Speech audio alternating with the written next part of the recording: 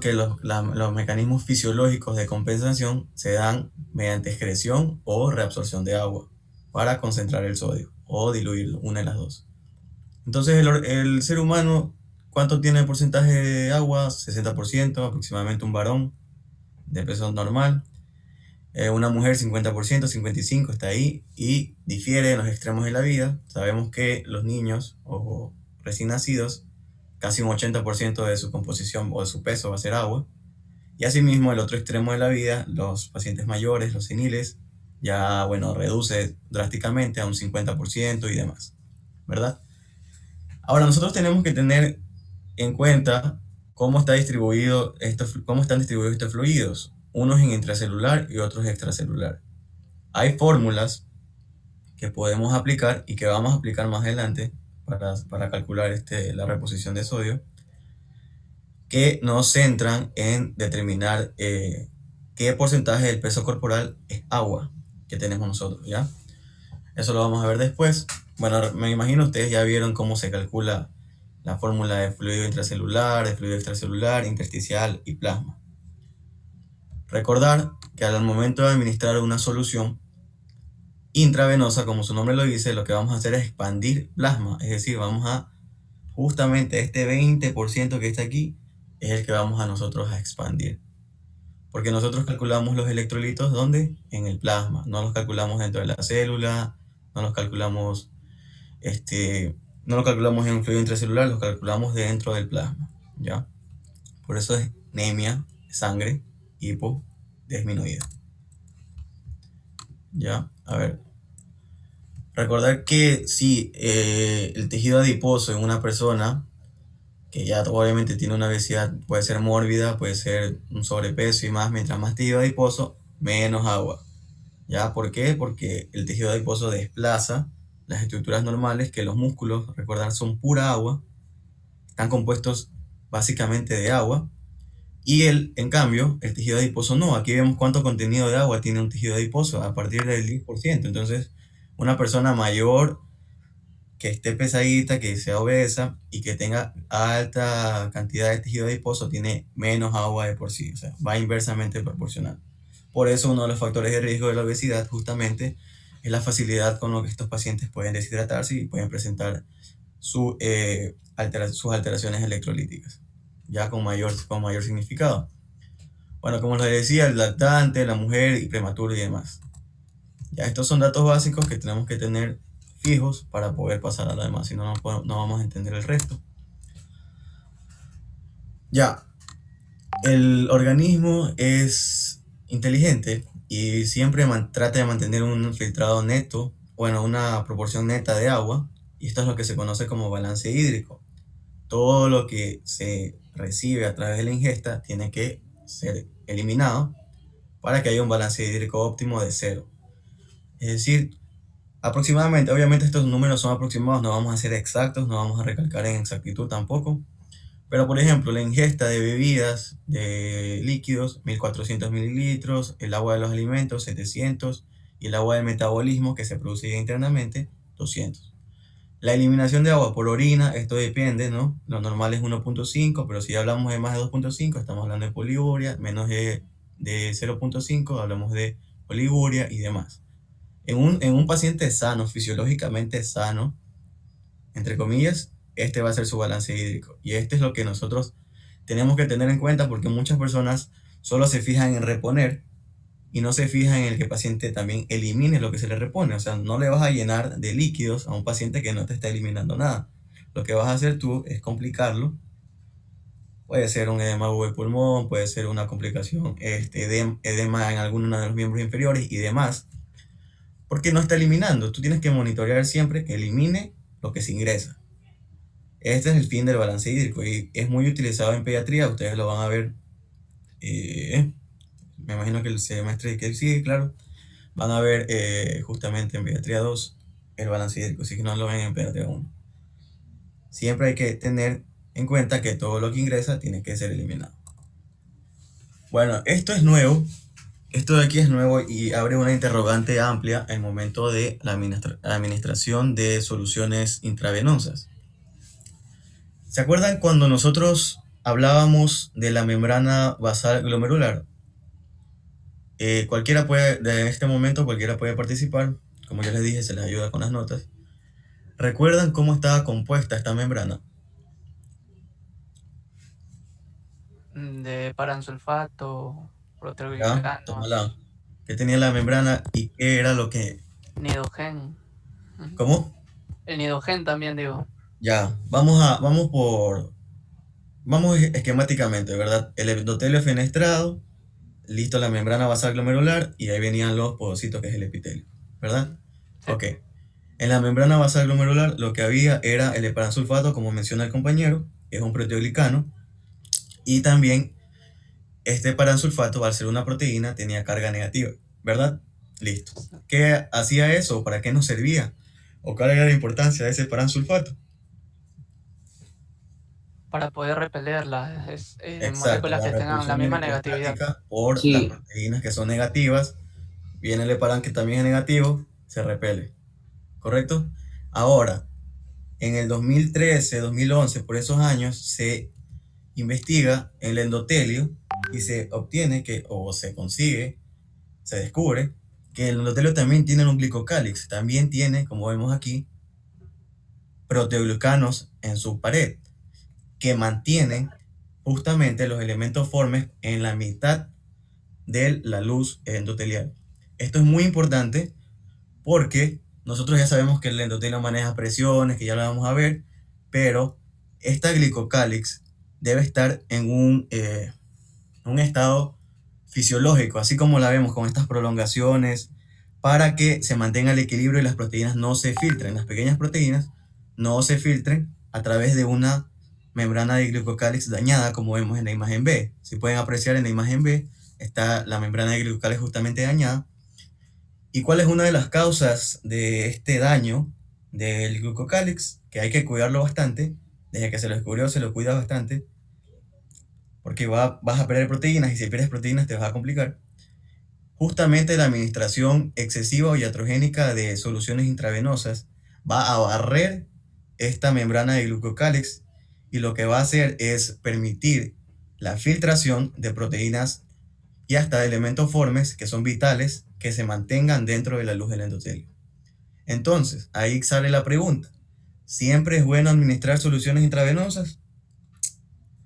Realmente, si un paciente no llega con signos de grave deshidratación o se ha mantenido hidratado mediante suero oral, lo recomendado es no. Pero aquí la costumbre o en muchos lados es que si tú ya vas a un hospital es para que te pongan un suero, ¿verdad? O sea, ya vas porque te ponen un suero y si no te ponen un suero no te están tratando, no te están haciendo nada. Recordar también que el suero, como tal, es el medicamento más utilizado, porque ya se estableció que es un medicamento, no solo es un fluido, es un medicamento y es el medicamento más utilizado en el mundo. No el paracetamol, no el ibuprofeno, no, el suero. Ya, entonces, ¿cómo cuidamos este glucocálix? Valorando el nivel de deshidratación y no justamente aumentando el volumen de manera iatrogénica, porque puede que el paciente ni siquiera necesite tanta solución salina y tú vas y rellenas a ese paciente y no solo lo perjudicas a nivel de, qué sé yo, extravasación de líquido, porque se va ¿cómo es? A la membrana pleural, se va, hace edemas, ascitis y demás, no. Te barre la membrana del glucocálix y esto es lo que, básicamente, el inicio de la fisiopatología de todo lo que es la extravasación, que vas a causarle a ese paciente de manera iatrogénica. ¿Ya? Bueno, ¿qué más tenemos? Aquí está la imagen que no me avanza. Espera. Aquí vemos, por ejemplo, cómo fisiológicamente está una membrana con sus prolongaciones normales. Si ven cómo los elementos forman por la carga justamente negativa, cuando el eritrocito es positivo, pero si hablamos de que hay unos elementos formes, es decir, la proteína, van a estar por el medio de la luz, y eso es importante para que no haya agregación, tampoco agregación de proteínas ni elementos formes en las paredes endoteliales y luego vaya a haber una complicación obstructiva, ¿verdad? Deben ir por la mitad de la luz siempre para favorecer el paso a través de los órganos y demás, ¿ya? Si se daña esta membrana, se pierden las prolongaciones fisiológicas y obviamente va a haber un desorden en el paso de los elementos formis y eso puede producir complicaciones en el paciente. Entonces, una de las metas actualmente es que una hidratación por resucitación, porque así se llama, una fluidoterapia por resucitación, un paciente que está chocado, literalmente ya se va, le tienes que meter sí o sí líquidos a chorros. La manera de cuidar el glucocálix es tratar de medir básicamente cuántos líquidos tienes que ingresar en base a las características hemodinámicas del paciente.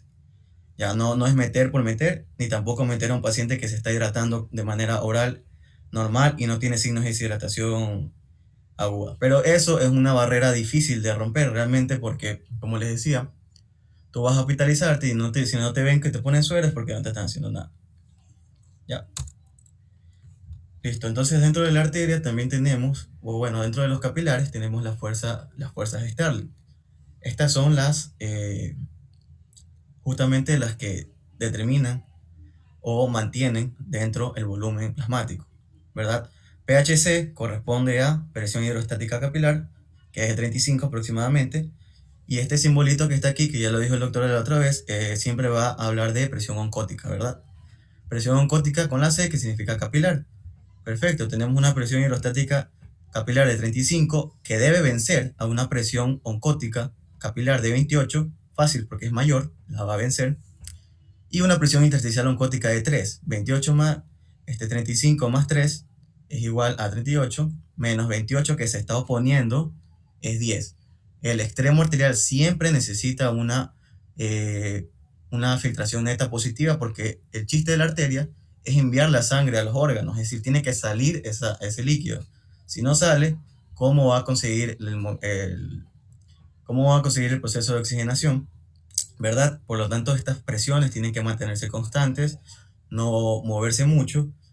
Y bueno, en el extremo venoso, por el otro lado, la presión hidrostática capilar reduce significativamente a 16. ¿Por qué? Porque básicamente la función del extremo venoso o la función de las venas es captar esa sangre desoxigenada, por lo tanto el fluido tiene que entrar del espacio intersticial al espacio vascular. Justamente disminuye, como vemos aquí, y la presión oncótica va a ser mucho mayor. Entonces va a haber una filtración neta de menos 9, negativa, que siempre tiene que ser negativa para que se lleve a cabo el proceso de reabsorción de los productos de desecho o los productos que ya han sido oxigenados. ¿Okay? Cuando decimos que hay un edema, cuando hay un desbalance entre estas presiones, fácilmente, por ejemplo, digamos que hay una hipoalbuminemia como mecanismo de edema. ¿En qué situaciones puede haber una hipoalbuminemia? Pues básicamente, si hablamos de netamente nefrología, síndrome nefrótico, pérdida de proteínas masiva, cirrosis hepática, baja producción de albúmina y demás. Entonces, la presión oncótica del capilar va a ser mucho menor. Entonces este 10 va a aumentar bastante y se va a filtrar o se va a retirar más agua, más líquidos de lo normal del extremo arterial y ahí viene el edema. Porque ya la presión que se opone no es 28, sino puede ser mucho menor porque ya no está la albúmina, se ha perdido. Puede ser una presión de 10, puede ser, entonces están pasando aproximadamente 25 milímetros de mercurio y eso va a ocasionar un aumento drástico del espacio intersticial, del tercer espacio, también llamado como edema, ¿verdad? Entonces estas presiones, como vemos aquí, se tienen que mantener constantes siempre y básicamente es uno de los mecanismos que vamos a ver más adelante, va a influir en la compensación de la hiponatremia. Y ya les voy a mencionar. Es que no se está grabando la clase. No la vamos a grabar. Ah, ya. No la vamos a grabar. Porque, ¿cómo es? Es solo la clase es para que participen y ayudarlos. Por ejemplo, Tomala ya participó, tiene un punto. Y así. Listo. Ah, cierto. Y al final, los chicos que tienen más baja nota, ellos van a ser los que participen. O sea, yo los voy a nombrar para que mejoren su nota. De manera sencilla. Pues si están atendiendo, van a hacerlo fácil. Aquí tenemos pues las principales causas de edema, justamente proteinura glomerular con el síndrome nefrótico, no selectivas porque sale cualquier tipo de proteínas, ya sea hemoglobina G, ahí viene la inmunodepresión, albúmina, transferrina, y también justamente vemos la insuficiencia cardíaca congestiva, que es una causa también de aumento de líquido en el tercer espacio. Esta de aquí, en cambio, es por aumento de la presión hidrostática. Aumenta la presión hidrostática, vence fácilmente a la presión oncótica y aumenta la filtración. Y en cambio, la cirrosis hepática se produce menos albúmina porque ese hígado ya está hipofuncionante y disminuye la presión oncótica, por lo tanto, la filtración aumenta drásticamente. Ya, las causas principales de edema, que no vamos a tratar ahora mucho, porque vamos a enfocarnos en sodio. Listo, antes de entrar a sodio, el tema que siempre se repite, osmolaridad. ¿Qué es la osmolaridad?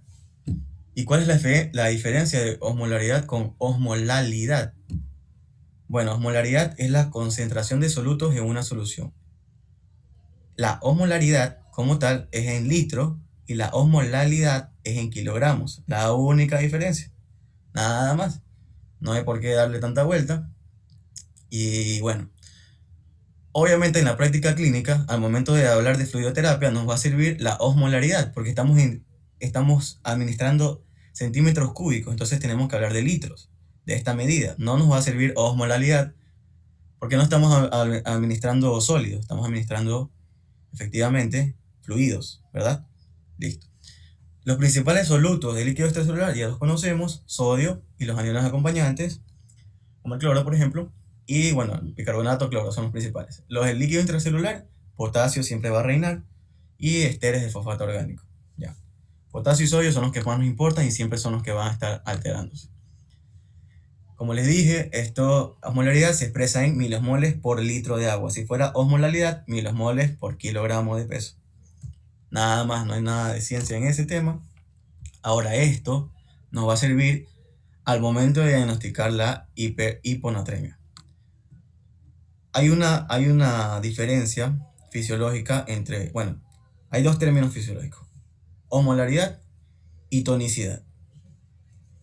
Cualquiera, si quiere alguien participar, me puede decir cuál es la diferencia. También se puede ganar. Yo A ver, Héctor. mencionaba que en sí la osmolaridad se encargaban, bueno, más que todo la osmolaridad, como se menciona en la fórmula, no importaba si el soluto era, se lo mencionaba en el artículo como efectivo, porque tenía un transporte activo y uno pasivo, algunas. La tonicidad Claro. solo se encargan de los que son activos, en cambio la osmolaridad incluye a ambos. Ya, muy bien. Exacto, para explicar lo que dice el compañero, que ya tiene su punto, justamente hablamos de tonicidad cuando estamos mencionando un soluto que sirva efectivo, que realmente realice la función de arrastre. ¿Cuál es esta función? O cuando hablamos de un soluto así, ¿cuál es el mejor ejemplo? El sodio. En este caso hablaremos del cloruro de sodio, que es la infusión intravenosa que se aplica por generalidad. ¿Ya? ¿Qué significa? Un osmol efectivo es aquel que arrastra agua. El sodio, como vemos aquí en la imagen, no puede pasar la barrera o la membrana fosfolipídica porque no es liposoluble. El sodio no es liposoluble, el cloro tampoco. No pueden y se quedan en este espacio. Por lo tanto, aumenta aquí la concentración, y lo que va a hacer a esto es que el agua que está aquí en el intersticio entre al espacio vascular. O sea, por ósmosis, simplemente, de un gradiente menor a un gradiente mayor. Es decir, este sodio sí nos arrastró agua, sí sirve, ya, sí es efectivo, sí hace un transporte efectivo y realmente es útil. Es un osmol útil, un osmol efectivo. ¿Cuál es el osmol inefectivo? La urea, por excelencia, es el osmol inefectivo, porque la urea, como ya mencionó el doctor en una clase, justamente es liposoluble. Es decir, la urea pasa cuando quiere a través de la membrana fosfolipídica, porque tranquilamente, como es una sustancia hidrofóbica y liposoluble, atraviesa esa membrana lipídica sin necesidad de ayuda. En cambio, el sodio necesita un contrasporte. Como no lo tiene, el agua se arrastra donde está el sodio. Como la urea no necesita nada, entra y sale sin ningún problema. Es decir, no va a arrastrar agua, no nos va a servir. Es un osmol inefectivo. ¿Ok? Otras moléculas que no son osmoles y que difunden de manera simple, el sodio, el dióxido de carbono, el oxígeno, difunden de manera simple, ¿ya? Eso ya lo vimos también en reabsorción tubular. Listo, entonces aquí necesitamos nosotros tener en cuenta cuál es la fórmula y cuál es su origen de la osmolaridad plasmática, que es la que se va a usar en la práctica clínica. Ya hablamos de fisiología un poquito, esto es lo que se va a usar en la práctica clínica como tal. Y sí, como decía, tonicidad es cuando hay osmoles efectivos. Puede haber una osmolaridad de 300, por ejemplo, pero solo 270 es de sodio. Esa es la tonicidad, porque solo el efectivo es 270, que en este caso es sodio. Entonces la tonicidad no es lo mismo que osmolaridad, ¿verdad? Ya, antes de hablar de esto, vamos a hablar de cómo son las soluciones de acuerdo a su tonicidad. Solución isotónica, solución hipertónica y solución hipotónica. Esto es fisiología. Realmente ya se lo he visto bastante, pero vamos a hacer un pequeño repaso, ¿no? Para asentar el conocimiento antes de pasar a los ejercicios de sodio. Ok, entonces, el mejor ejemplo es el eritrocito, el hematíe. Por desgracia siempre lo cogen de ejemplo porque está lleno de agua. Nosotros sabemos que el hematíe es una célula llena de agua, bicóncava, de morfología bicóncava, llena de agua, sin núcleo. Y es el mejor ejemplo. Si ponemos un hematíe en una solución isotónica, vemos las bolitas celestes que están ahí. Ya, listo. Hagamos de cuenta que esas bolitas celestes justamente son los solutos efectivos. En este caso, vamos a representarlo como si fuera el sodio. Ya, las bolitas celestes son el sodio. Es decir, hay igual cantidad de sodio tanto en el espacio extracelular como en el espacio intracelular. Por lo tanto, no va a haber arrastre de agua y el hematíe se mantiene su volumen normal, no pasa nada, todo bien. No hay flujo neto de agua. Excelente la solución isotónica, que en caso de líquidos intravenosos sería la solución salina fisiológica, entre comillas. Ya vamos a decir por qué entre comillas. Cuando una solución es hipertónica, como la solución salina al 3%, cuando ponemos aquí nosotros el hematíe, si lo ven, y fuera de este hematíe en el espacio extracelular hay más solutos que dentro del hematíe. Por lo tanto, ¿qué pasa con el agua? Que estaba dentro de la célula normalmente y que la tenía en su morfología normal, sale. El agua sale por arrastre, por simplemente gradiente de concentración, se va, chao, y se va al espacio extracelular, porque allá está el sodio y allá están los solutos que lo arrastraron. El sodio no va a entrar al eritrocito, a menos que tenga cotransportadores, no va a entrar, se va al agua, chao.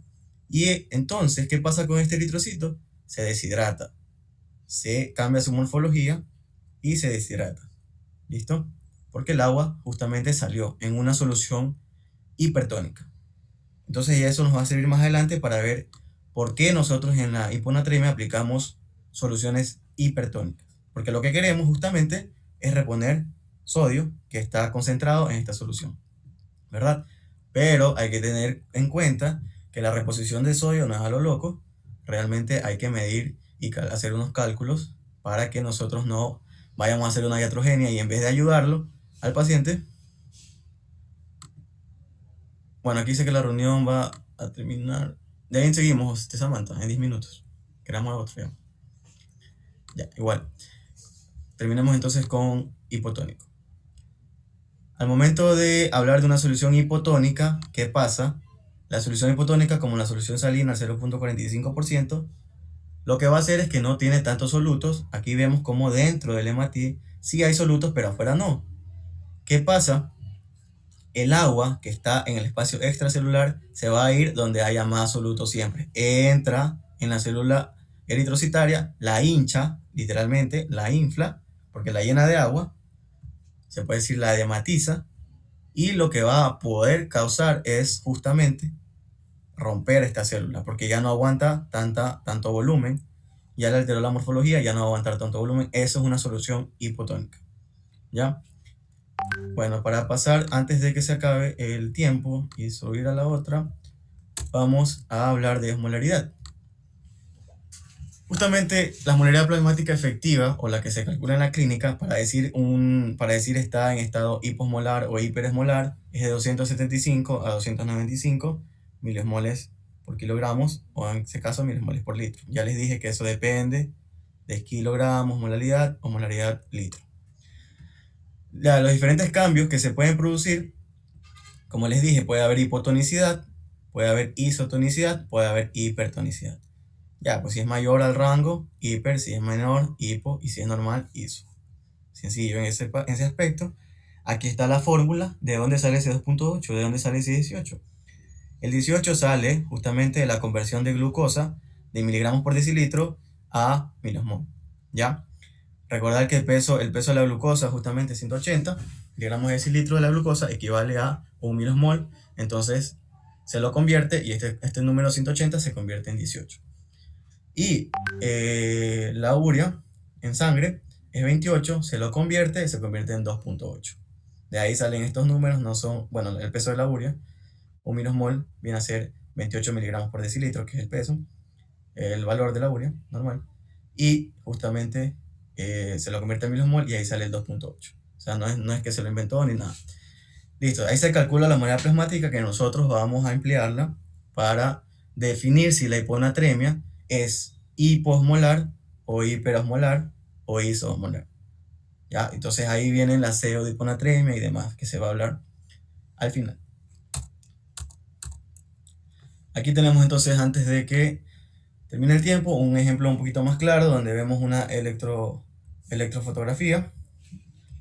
Justamente cómo está el eritrocito en una solución isotónica, su morfología normal la conserva porque no hay arrastre de agua. En una solución hipertónica, el agua se fue de la célula, por lo tanto se pierde la morfología normal del eritrocito porque se queda sin agua, se deshidrata.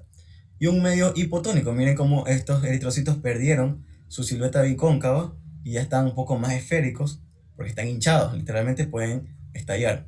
Porque el agua de un medio hipotónico entró al eritrocito donde está justamente aumentada la tonicidad. ¿Ya? ¿Cuál es la característica de la osmolaridad? Que se va a mantener tanto en el espacio extracelular como en el espacio intracelular. Va a llevar un rango fisiológico, como vemos aquí, el de estos valores va a manejarse. ¿Ya? Ya, ¿cuántos minutos me quedan, Samantha? Para pasar al otro. 6. 6. Ya. Vamos a hacer estos 6 minutos, una pequeña retroalimentación justamente de esta introducción. Y vamos a hablar de esto que lo vamos a utilizar bastante. ¿Listo? A ver, quien quiera participar en estos 5 minutos que quedan, para que calcule el peso de acuerdo al volumen. Recuerden que era una regla de 3 que se hacía. Por ejemplo, un hombre masculino de 48 años de edad, pesa 72 kilogramos y yo quiero saber cuánto de ese peso es agua. ¿Ya? Entonces esa fórmula, esa regla de 3, no sé si ustedes ya la han visto, si no la han visto la hacemos aquí, pero el que la puede hacer, participa. Y después de eso, obviamente, que eso está muy fácil, ¿verdad? Me indican cuánto de ese porcentaje es de fluido extracelular y cuánto de ese porcentaje en litros es del plasma. ¿Ya? Recordar que los valores del plasma se mantienen entre 2.5, 3 y pico de litros. Entonces no me van a decir 10 litros ni 15 litros. ¿Ya? Entonces hay una fórmula. Ya les digo, si no se acuerdan, la hacemos aquí porque la vamos a utilizar más adelante.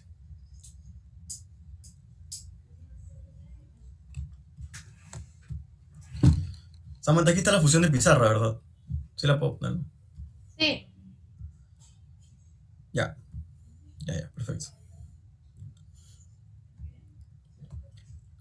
A ver, ¿quién se anima?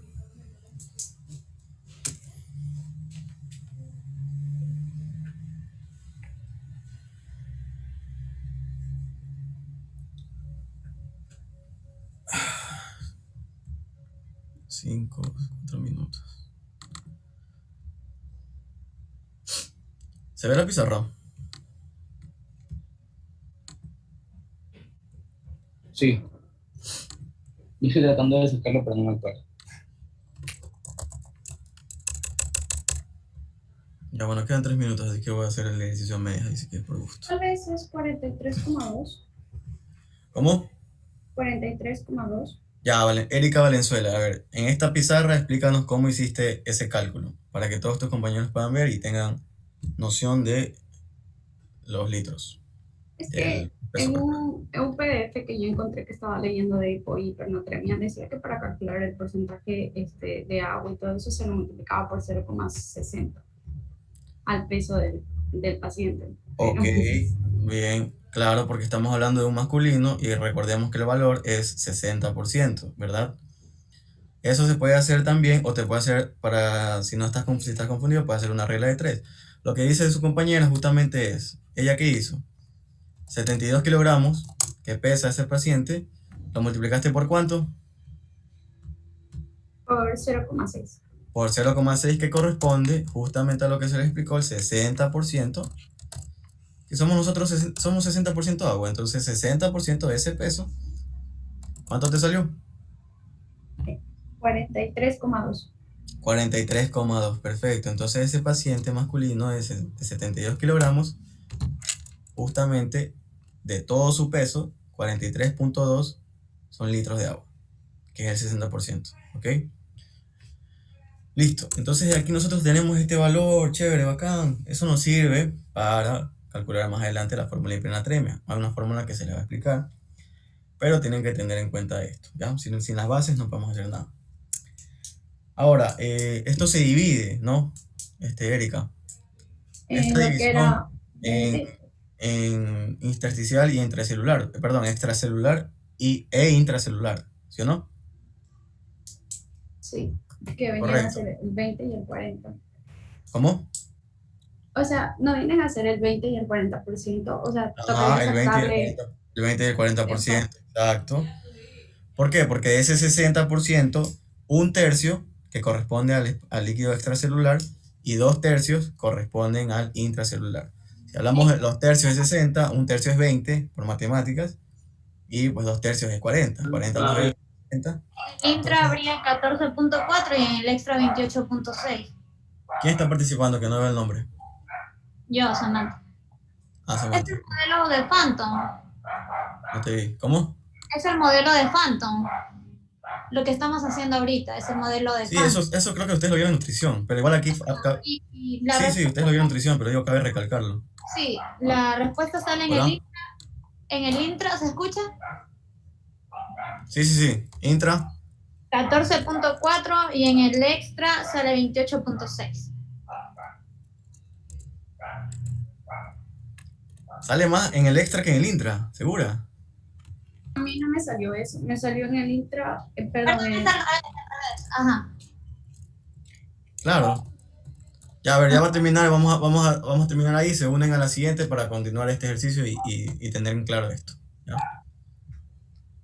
Ya queda un minuto. Cierro la sesión, Samantha, y manda otro link, por favor. Gracias.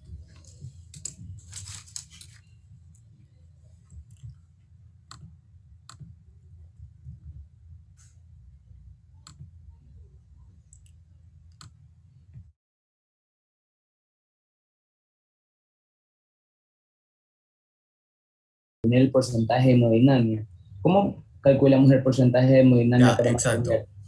El chiste de mantener el glucocálix no es tanto calcular, porque al momento de que tú ingresas líquido, ¿verdad?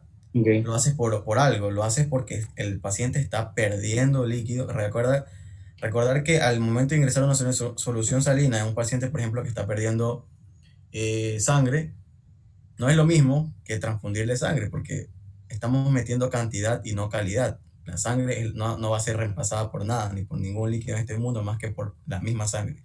Pero lo que dice el compañero, justamente de proteger el glucocálix, se enfrasca no en administrar poco o mucho, ¿ya? Se enfrasca en no administrar por gusto. O sea, no hay una medida exacta que nosotros podamos tener y digamos, ya, con esto no voy a lesionar el glucocálix endotelial. No, va a pasar. Y un paciente que se está muriendo, le tienes que lesionar porque no importa, o sea, la cosa es salvarle la vida. No te vas a poner en ese momento a pensar, le lesiono, no. No, va a pasar, pero tu criterio tiene que ver si este paciente me llega a la emergencia, pero está tranquilamente tomando por la vía oral, se está bien hidratado, no tiene signos de deshidratación, tiene buen gasto cardíaco, ¿para qué le va a meter suero si le puedo alterar el glucocálix y va a complicarse posteriormente este paciente? Porque va a tener extravasación de los elementos formes o las proteínas. Ahora, como te decía, Alian, desgraciadamente aquí o en muchos países esto no se ha estudiado mucho, ya, por eso es como un dato adicional, realmente no ven la clase, entonces sí o sí le ponen la solución fisiológica a un paciente que acude a la emergencia, ya. Entonces en ese momento uno no va a ponerse a ver, ay, que está tomando celular, no. Le ponen la solución, ya tal vez más adelante van a salir nuevas guías que te digan cuándo sí, Claro. cuándo no. Ajá, por esa razón te estaba preguntando, ya que me Sí, había por eso quedado te esa digo, duda ya más presente. adelante tal vez van a salir nuevas guías que te digan cuándo sí, cuándo no, pero ya se conoce que este glucocálix existe. Como dato adicional les puedo decir que en el dengue, por ejemplo, uno se pregunta, bueno, ¿y por qué hay dengue con signos de alarma? ¿Por qué hay una fase crítica? Justamente porque una de las proteínas de este virus, ya sea DEN1, DEN2, DEN3, DEN4, en la NS1, una proteína de la cápside, va a alterar la membrana del glucocálix. Esa es la fisiopatología propuesta del dengue. Entonces, altera la membrana del glucocálix y se extravasan los líquidos. Por eso es que empiezan las hemorragias, que empiezan los signos de deshidratación, que empieza la descompensación, que el paciente incluso se puede chocar y se puede morir por dengue. Obviamente, para mantener esto bien, se hace una fluidoterapia en base a su peso. Para eso solo tienes que calcular en base al peso, el goteo y cosas así, no va a pasar nada. Le salvaste la vida a ese paciente solo dándole líquido. ¿Ya? Pero bueno, uno de los mecanismos justamente del dengue es este. Y bueno, eso va dándole poco a poco más importancia justo al glucocálix endotelial. Pero bueno, ese no es el tema de hoy. Justamente el tema de hoy es sodio. Ya, entonces ahí ya tenemos el cálculo del volumen plasmático. 2.88, perfecto. Esto es lo que es el volumen plasmático. Todavía no podemos decir si es el circulante efectivo, pero este es el volumen del plasma. Exacto, muy bien. Ya, ahora vamos a compartir pantalla para seguir. Ya. Ya. Entonces ahí se calcula la osmolaridad. Esto nos va a servir en el diagnóstico de una hiponatremia paso a paso, que ya la vamos a hacer. Ahora sí, control fisiológico. Bueno, nosotros tenemos en cuenta que el organismo es demasiado inteligente y él sabe cómo cuidarse solo hasta que ya no puede realmente llegar a un tope. En el momento en que aumenta la osmolaridad, yo pregunto, ¿por qué aumenta la osmolaridad? ¿Qué pasó? Si aumenta la osmolaridad, estamos hablando de que aumentaron los solutos en una concentración, ¿verdad?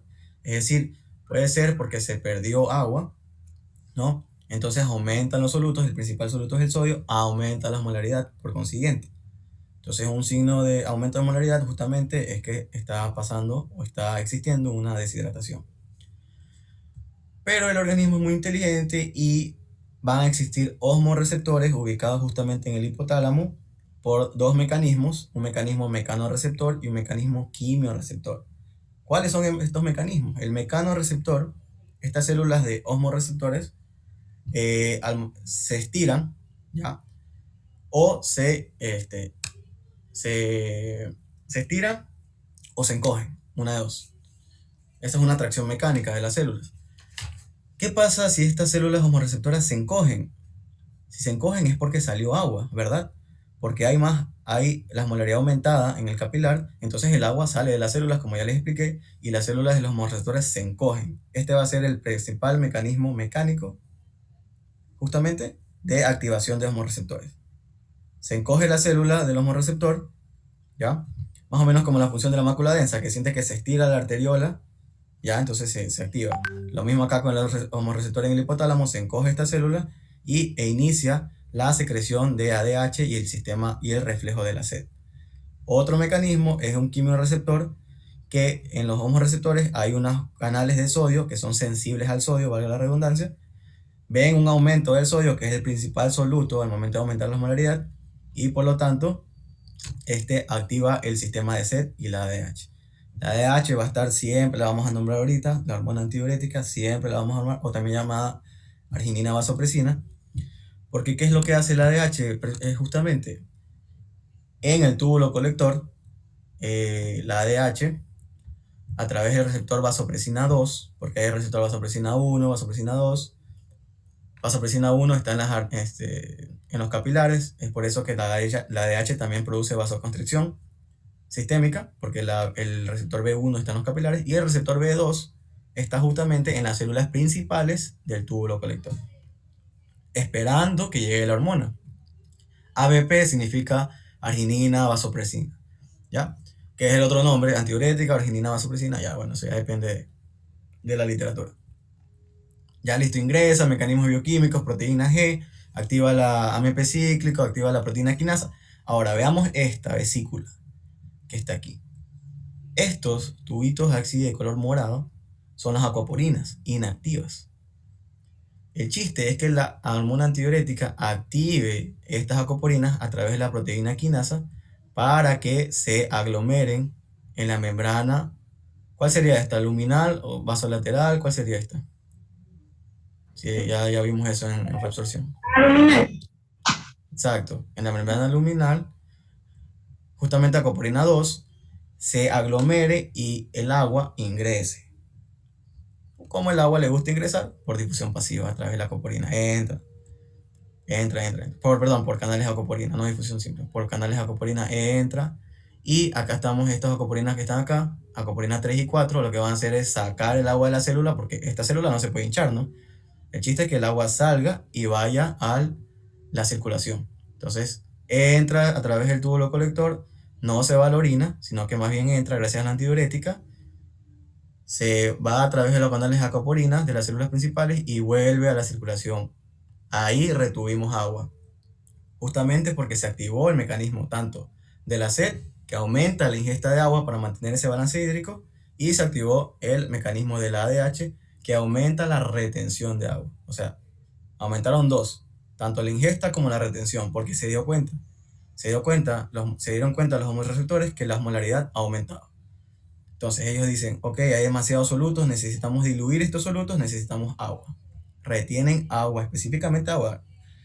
En cuenta tengan que no está arrastrando sodio ni nada, no es un diurético, no es nada, por eso se llama antidiuresis, retiene agua.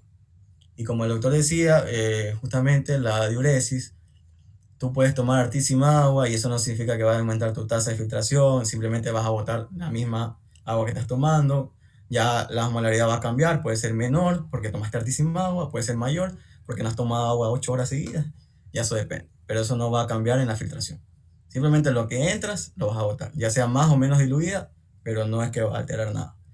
Bueno, justamente ese es el mecanismo de la antidiurética, retiene el agua. Y el momento en el que el agua ingresa al organismo, diluye estos solutos para que la osmolaridad se mantenga en su rango fisiológico. Esto no puede fallar. Si esto falla, ahí vienen las complicaciones. ¿Ya? Es decir, la sed aumenta la ingesta de bebida, esto obviamente aumenta los líquidos por la vía oral. Y la ADH disminuye la excreción renal de agua, lo que va a retener. Perfecto. Esos son los mecanismos fisiológicos que nos van a ayudar, o al menos nos van a mantener los valores de osmolaridad normales. Ya, antes de pasar a las soluciones, como tal, porque igual no se va a hablar mucho más que de las hipertónicas, vamos a tratar hoy día. Ya, antes de pasar a las soluciones, podemos hablar, ya hablamos de osmolaridad, ya, no, pasemos a las soluciones, está bien. Listo. Soluciones cristaloides versus coloides. Antes de entrar ahí, ¿alguien me puede decir la diferencia entre estas dos? Yo, hola. ¿Qué tal? No me sales el nombre, por favor habla otra vez o pon la manito. Hola. Ahí les salgo, hola. ¿Sabes qué? Pon la mano, ahí sales de una. Ahí sí salí, no salgo. Es que estoy en el celular, la verdad no sé ni cómo hacer reacción aquí. A ver, ahí salió. Sí, José Macías, cuéntame. Sí, bueno, en cuanto a las soluciones coloides, tenemos que estas no van a atravesar la membrana celular, ya que estas tienen un alto peso molecular. Entre estas vamos a encontrar soluciones coloides naturales y artificiales. Entre los naturales tenemos lo que vendría a ser la albúmina, Las artificiales, vamos a encontrar los dextranos, los derivados de la gelatina. Estas de aquí, debido a su alto peso molecular, en cuanto a las sustancias coloides, tenemos que van a tener una mayor eficiencia en cuanto a la retención de agua, por lo cual puede aumentar el contenido intravascular. Entonces esto hace un aumento de la presión oncótica. A diferencia de las soluciones cristaloides, que estas de aquí van a depender mucho de la concentración de sodio, y entre estas vamos a encontrar las soluciones que ya anteriormente vimos, de acuerdo a la tonicidad, hipertónicas, isotónicas e hipotónicas. Ya, Estos son derivados correcto. del Bien. agua, el electrolitro. Sí, ya, eso básicamente era lo que querían que explique. Ya tienes el punto, José Macías. ¿Ya? A ver, exacto, lo que dijo su compañero, tal cual. Cristaloides o coloides. Ahora sí, una relevancia clínica es que los coloides son de manejo, justamente, nunca van a ser manejo ambulatorio, siempre van a ser manejados por un especialista en el tema, porque son soluciones complicadas de utilizar, o sea, no tanto complicadas, pero pueden tener mayor complicación que al momento de usar las cristaloides, que son las que más se utilizan. Y es verdad, los cristaloides pueden difundir con facilidad la membrana capilar, en cambio los coloides, como la albúmina, no va a pasar, se va a quedar dentro del vaso o de la luz endotelial y va a arrastrar líquidos, va a expandir el plasma con mayor facilidad. Por esto mismo es muy complicado decir que uno puede administrar la misma cantidad de coloides que cristaloides, no. Nosotros ahora, al momento de hablar ahorita de hiponatremia, que es el tema que vamos a tocar, solo tenemos que tener en cuenta la solución hipertónica, que es la que se utiliza justamente para corregir la hiponatremia, porque la solución salina en una solución hipertónica, como ya dijimos, tonicidad, está aumentada. Y lo que vamos a hacer, el cloruro de sodio, perdón, está aumentado. Y lo que queremos nosotros es reponer ese sodio que se ha perdido, ¿verdad? Pero sin complicarlo, como ya vamos a ver más adelante, hay varias complicaciones. Hay una de las que es más relevante, que es la desmineralización osmótica, que ya la vamos a ver. Bueno, justamente aquí está lo que dijo el compañero: naturales plasma albúmina y artificiales dextranos, gelatinas, oxipoligelatinas y demás. ¿Ya? Bueno, aquí tenemos los valores que yo les dije que lean un poco. Y aquí es porque yo digo que la solución salina no es solución fisiológica o mal llamada fisiológica. ¿Cuánto es el sodio sérico?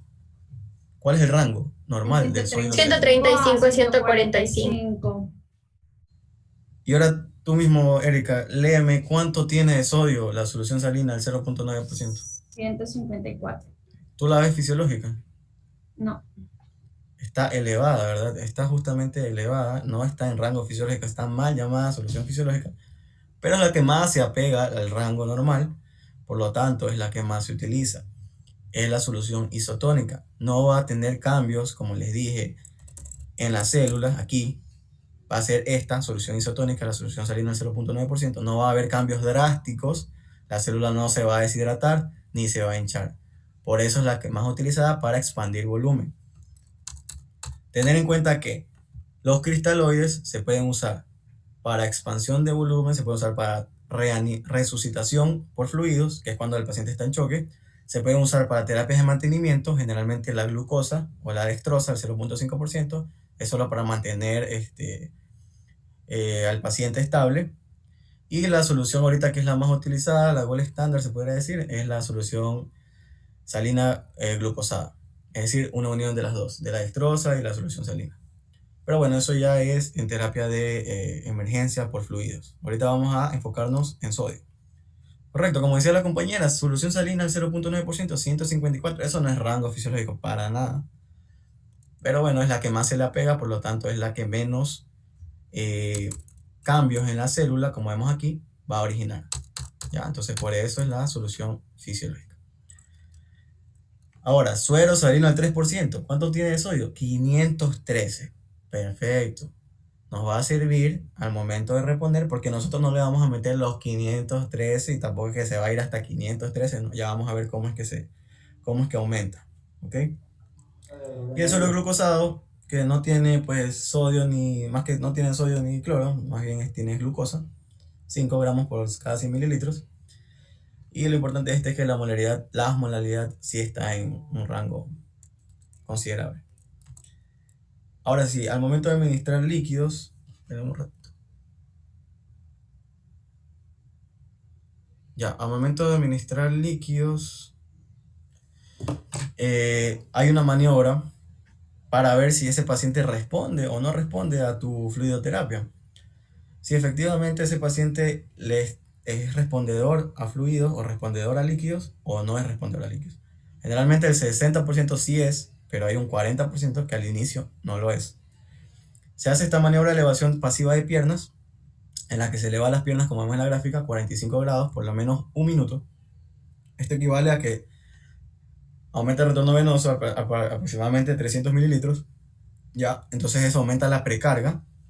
¿Y cómo vamos a evaluar nosotros? Generalmente los pacientes que se les hace esta maniobra es porque ya están hospitalizados, no es que vamos a hacerla en la casa o así, no. Ya están hospitalizados y por lo general se la hace al momento de que es valorado por cardiología, en el que se le hace una ecocardiografía o bien está ya conectado al ecocardio. Y lo que se va a ver es la curva de gasto cardíaco que aumente más del 10% durante los primeros 60-90 segundos que se tiene elevadas las piernas en 45 grados. Si es así, si aumenta de 13 a 15%, ese paciente está respondiendo bien a la terapia de fluidos que tú le estás administrando, por lo tanto, sigue administrando. Si no es así, pues habrá que ver la causa de base, que es millón, por la que este paciente no está respondiendo a los líquidos que tú le estás administrando, ¿ya? Generalmente, como les dije, 60% sí va a responder, pero con esto lo podemos confirmar. Tiene una sensibilidad y especificidad del 90%, es decir, una maniobra sencilla, no invasiva y muy buena. Ahora sí, hiponatremia. Como yo les dije, vénganse leyendo apenitas lo que es electrolitos séricos, sodio, potasio, cloro, calcio, magnesio, fósforo, que son los principales, pues para que tengan el valor de rango, ¿no? Esto de aquí, pues en medicina no siempre todo es en memoria, nunca 2 más 2 es 4, pero esto de aquí tienen que memorizárselo sí o sí. Como les dije la otra vez, el calcio no se mide en equivalente, se mide en miligramos porque el 50%, 40% está unido a la albúmina. Entonces es poco lo que está en el espacio sérico, ¿verdad? Ya. Cuando hablamos de hiponatremia, pues si tenemos que los rangos son de 135 a 145, es evidente que menor a este rango ya estamos hablando de hiponatremia, ¿verdad? Antes se decía que era menor a 130, pero se ha demostrado que una vez que baja de 135, ya empiezan los mecanismos compensatorios por osmoreceptores. ¿Qué significa?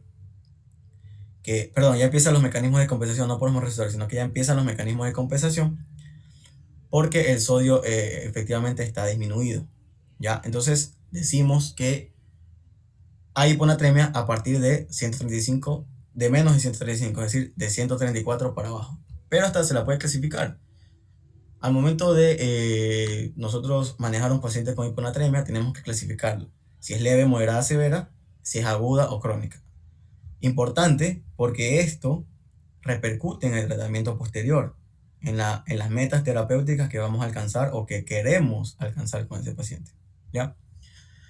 Aguda, crónica. Antes se decía que eran 3 días, 4 días, pero no. Ahora aguda, menos de 48 horas.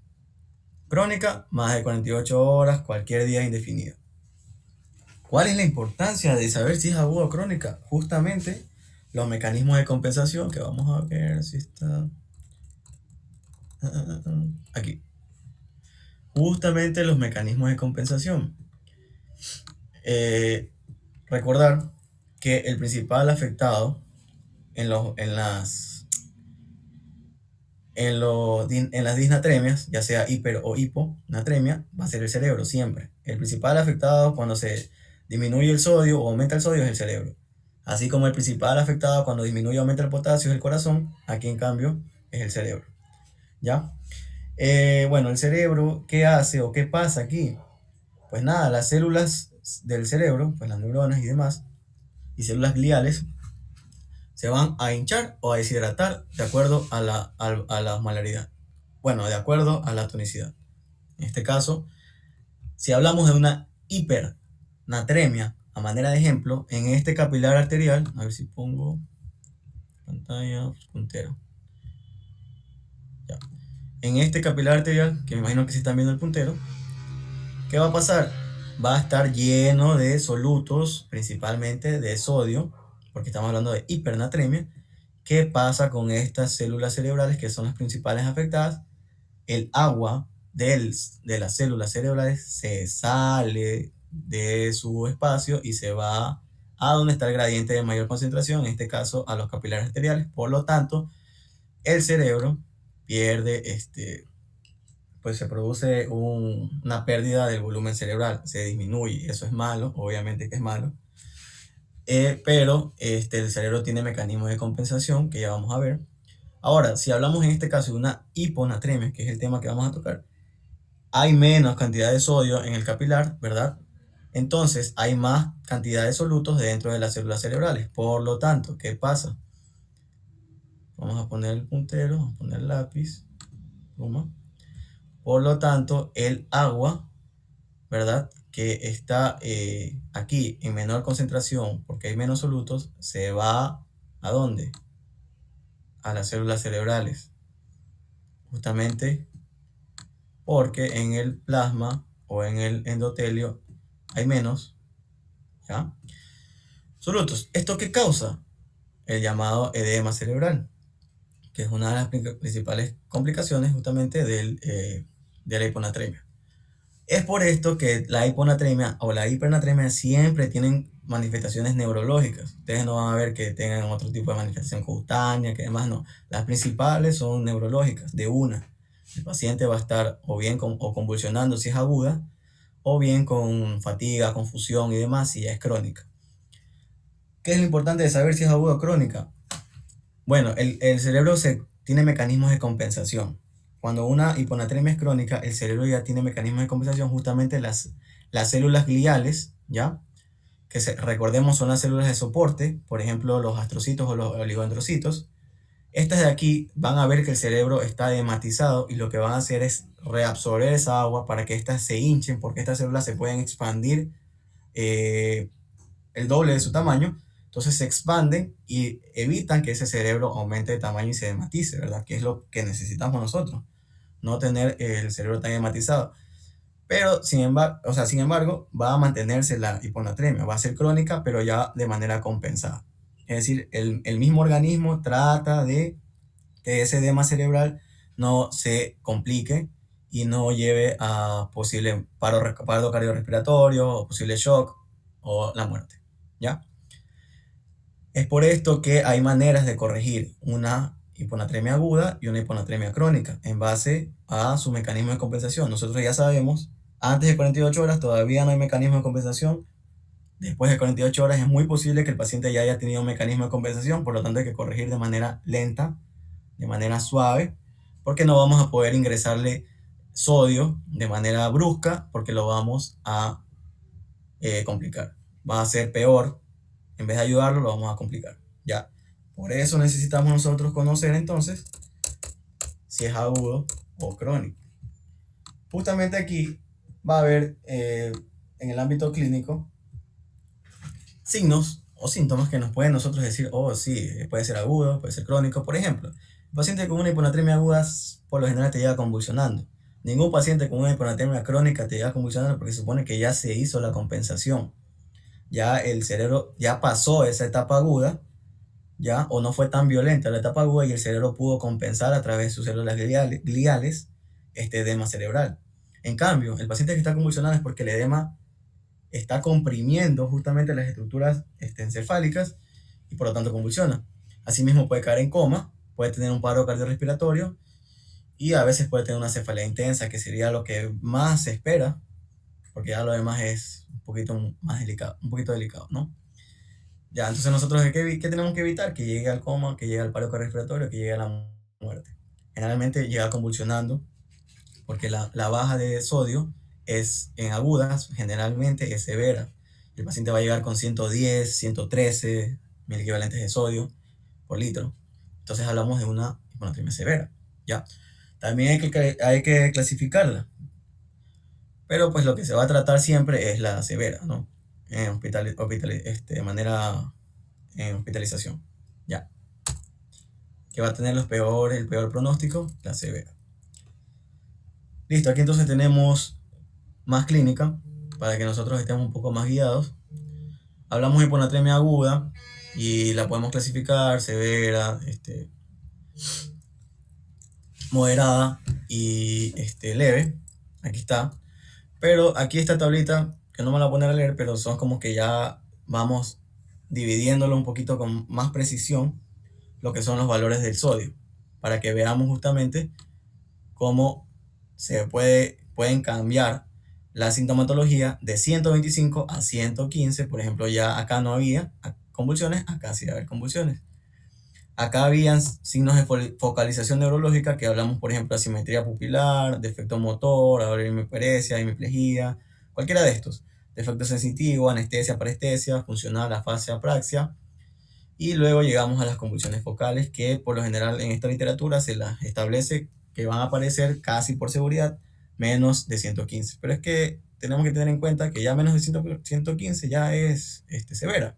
Y por lo general un paciente con hiponatremia aguda llega con valores de hiponatremia severa, menor a 125 por lo general. Entonces, tú lo que te vas a encontrar siempre va a ser 115, 110, 113 y así.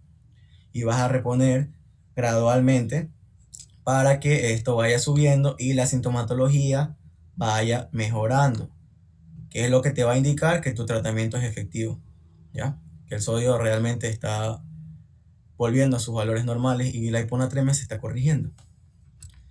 Cuando hablamos de hiponatremia crónica, puede estar en valores, si ven, puede estar en valores de más 110 o de menos 110. Pero es que el cerebro aquí ya compensó, entonces sí maneja estos valores. ¿Es malo? Claro que es malo, porque puede volverse una hiponatremia aguda si desciende. Y va a haber las complicaciones que ya vimos, va a poder tener paro cardiorrespiratorio, va a poder tener las convulsiones y demás. Pero por lo general estos se mantienen en este rango, los de crónica, y pues pueden pasar asintomáticos. ¿Pero por qué? Porque ya se compensó. El efecto cognitivo es progresivo, trastornos en la marcha es progresivo, tú no sabes qué está pasando, y es un paciente subdiagnosticado que nadie le ha medido el sodio sérico y no saben que lo que tiene es una hiponatremia. Ya vamos a ver luego cuáles pueden ser las causas, porque son varias, pero nadie se ha dado cuenta de eso, ¿no? Ya. Entonces, al hablar de causas de hiponatremia, podemos hablar de depresión de volumen circulante efectivo, podemos hablar de diuréticos, esto ya es iatrogénico, podemos hablar de enfermedad renal, podemos hablar del síndrome de la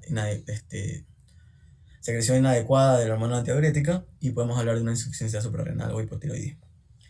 Realmente no nos vamos a expandir, o sea, me gustaría, pero no nos vamos a expandir en estos temas porque si no, no nos da el tiempo. ¿Ya? Entonces, lo que vamos a ver ahorita es cuáles son las causas principales, estas que están aquí que les estoy mostrando, y qué hacer ante cada posible causa, ¿no? Ya. Bueno, depresión de volumen circulante efectivo, estados de hipoperfusión, claro, por ejemplo, o sea, si hay menos volumen, ¿qué pasa? Si hay menos volumen circulante efectivo. Mayor concentración del sodio. ¿Cómo? Si hay menos volumen, habría una mayor concentración del sodio. Sí, pero acuérdate del mecanismo fisiológico. O sea, tú me estás hablando de una hiponatremia. Si el agudo es una hipernatremia, pero va a llegar en cualquier momento el mecanismo fisiológico, va a aumentar la ADH por la depresión de volumen, retiene agua y tanta agua lo que va a hacer es diluir el sodio. Por lo tanto, el sodio sérico, chao, se bajó, ¿verdad? Hay situaciones como, por ejemplo, insuficiencia cardíaca congestiva, hay una depresión de volumen, porque el corazón pues, está fallando, por eso se llama falla cardíaca, no no tiene el gasto cardíaco normal, eso se da cuenta, los homorreceptores se dan cuenta de eso y activan la ADH. Viene la ADH que es potente, la ADH y diluye el sodio. Vómitos persistentes, se pierde volumen, viene la ADH o viene simplemente el sodio diluido porque también se pierde a través del vómito. Pero lo que más se pierde es cloro, ¿no? Pérdidas renales, por alguna causa renal, no hay reabsorción de sodio, que sería lo normal, se va el sodio y también se va el volumen, que eso sería muchísimo más grave. Diuréticos, bueno, las tiacidas, justamente por depresión de volumen, acompañado de un bloqueo del cotransportador sodio-cloro. Este es a nivel de túbulo distal, túbulo contenido distal. ¿Por qué las tiacidas se nombran más? Cualquier diurético te puede causar una hiponatremia. Espera un rato.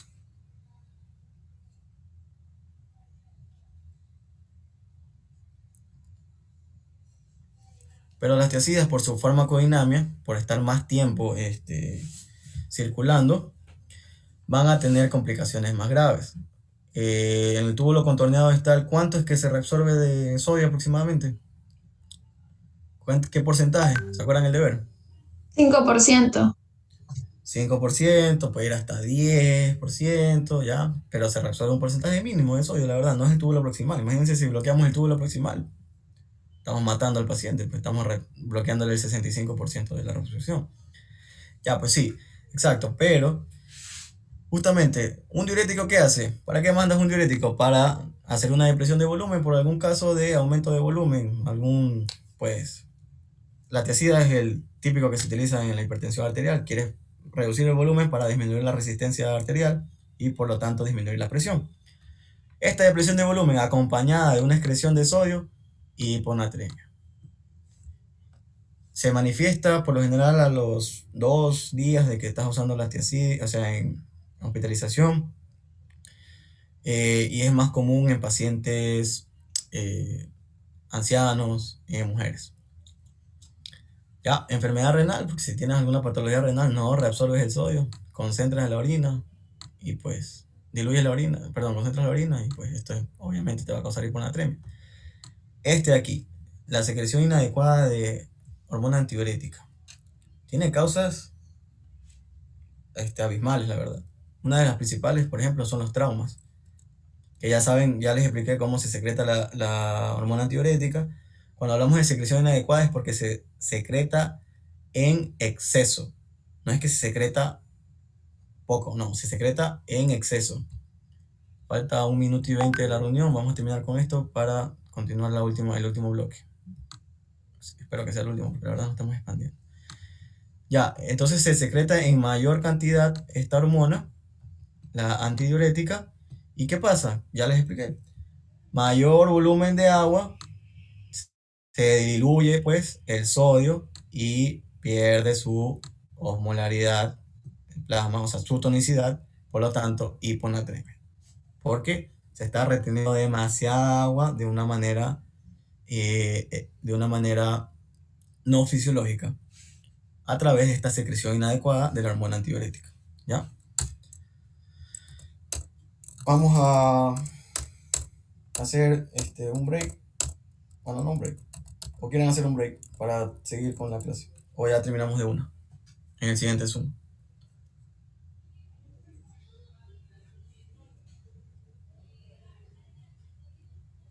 Ya se va a terminar la reunión aquí. Únanse otra vez para continuarla, ¿ya? Ya determinamos el sodio sérico y evaluamos si hay presencia de signos de edema cerebral. Es decir, ¿qué pasa si este paciente tiene edema? ¿Estamos en una aguda o una crónica? Una aguda. Aguda. Exacto. Una aguda, ¿por qué? Porque no hay mecanismos de compensación todavía, ¿verdad? Ya. Entonces, justamente medimos el sodio sérico para considerar que un paciente tiene hiponatremia. Primero hiponatremia.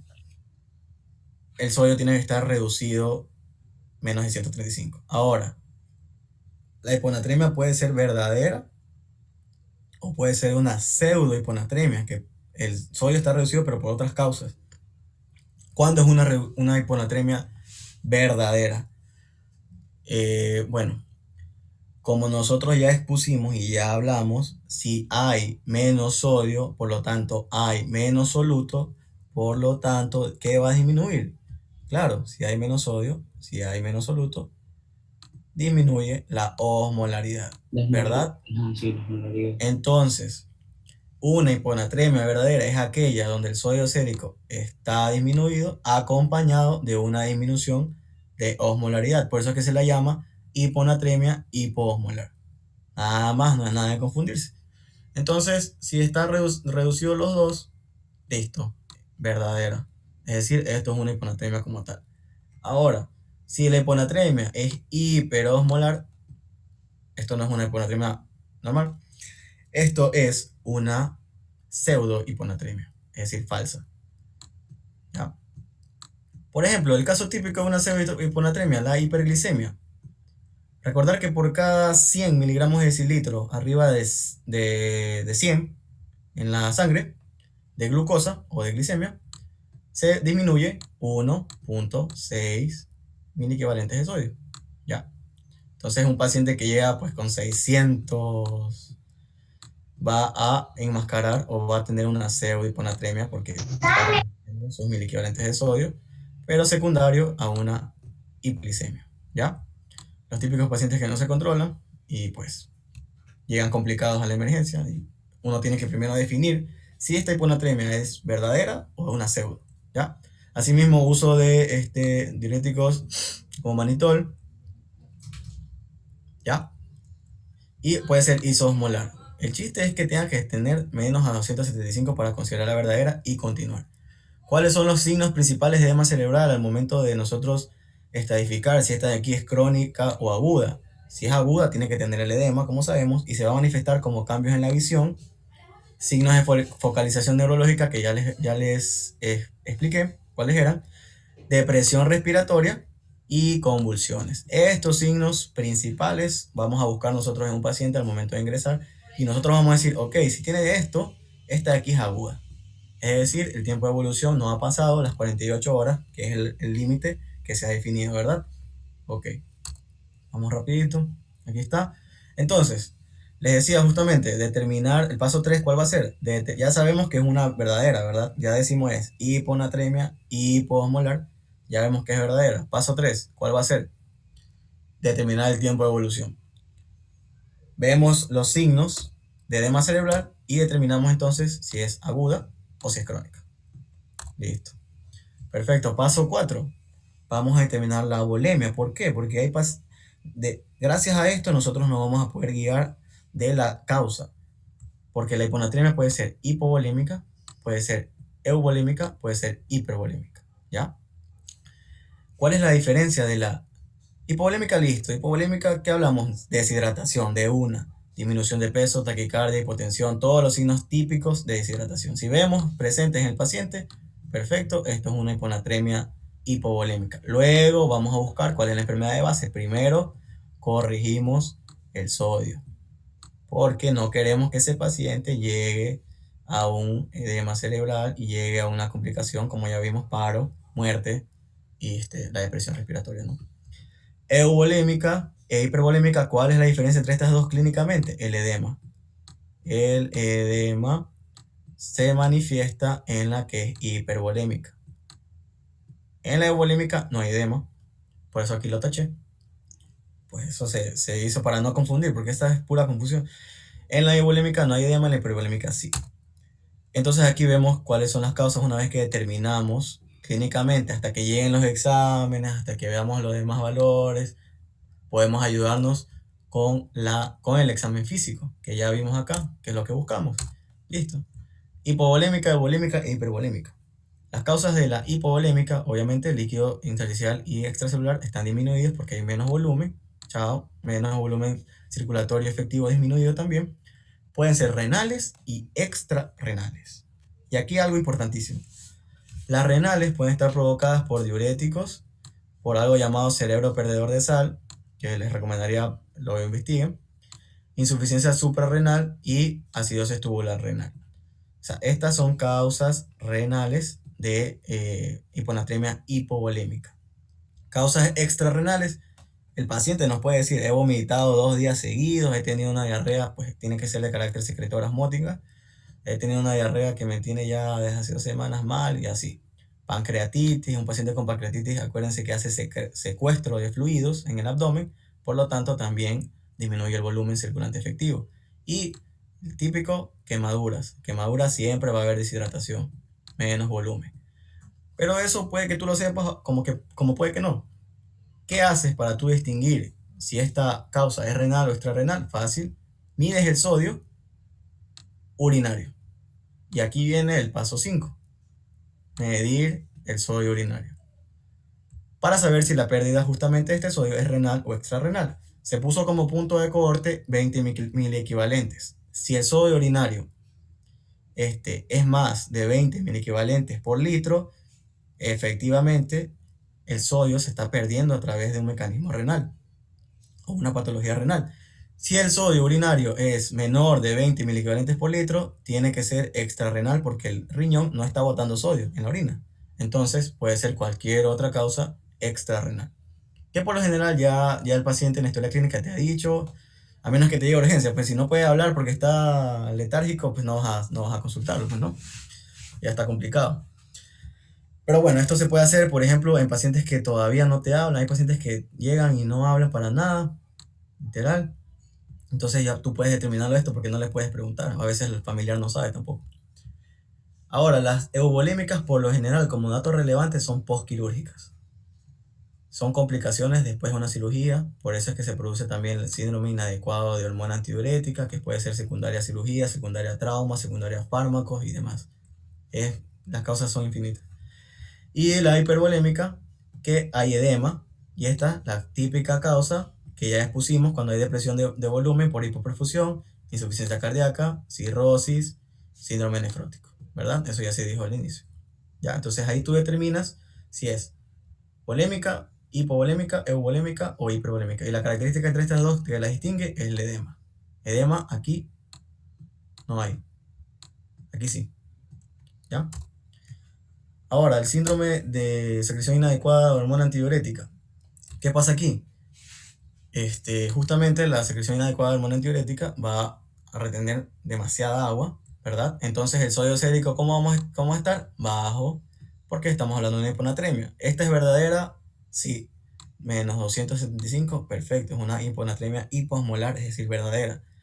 La osmolalidad urinaria, y aquí viene el paso 6, determinar la osmolalidad urinaria, porque esto, si sospechamos de síndrome de secreción inadecuada de hormona antidiurética, vamos a determinar la osmolalidad urinaria, va a estar más de 100, el punto de corte es 100, mayor a 100. ¿Ya? Entonces, ¿qué decimos? Espérate que se me sale todo. Mayor a 100.